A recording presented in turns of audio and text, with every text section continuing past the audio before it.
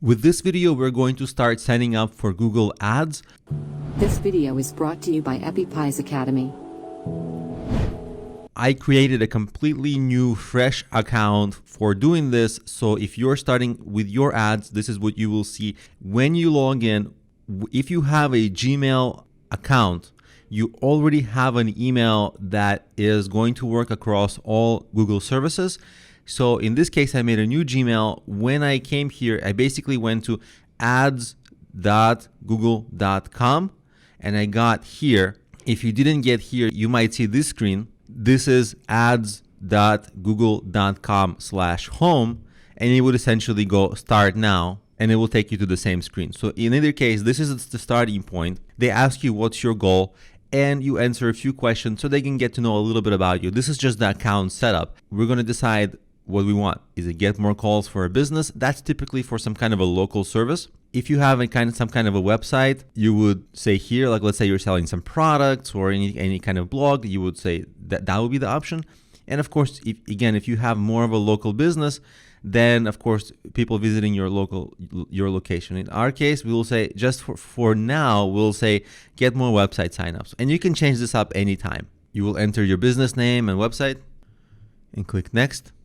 Then they'll give you a few questions to answer. If you want to find customers near where you are, you give them a radius, let's say 5-mile radius, or even maybe a 3-mile radius to start. You see wherever you live, more of a radius makes sense. In my case, if I'm currently in Manhattan, so it doesn't make sense for me to go to New Jersey.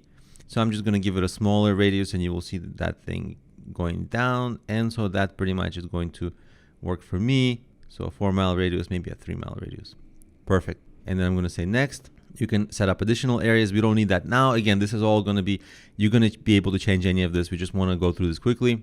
Then define your product. I'm going to choose small business coaching. Just that's what I do. We'll leave all this. We can change it. So we're going to click next. We'll just click next here.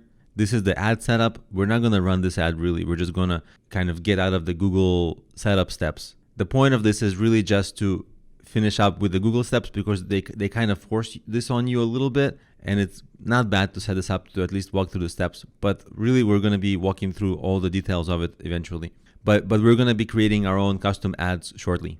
For my ad, I'm just going to put my image of myself just because it's a coaching business. Then they tell me I have a minimum budget I need to satisfy of $165 per day. That's fine. I'm just going to give it $2 and then click next. This is all okay. Next. Then you have to add your credit card, for example. You'll add your payment method. I'll add this on my own and skip this. So obviously I don't want you to see my credit card number.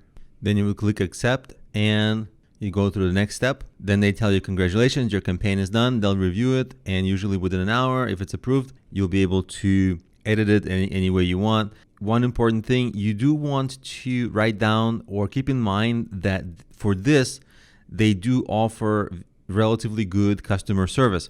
Google.com does not offer you customer service, and Google is known for, we don't offer you customer service. But if you are an ad customer, if you run ads on them, you can actually use a free customer service line. And if you have any questions or confusion, they will actually fix that for you. So this is actually a good resource to use.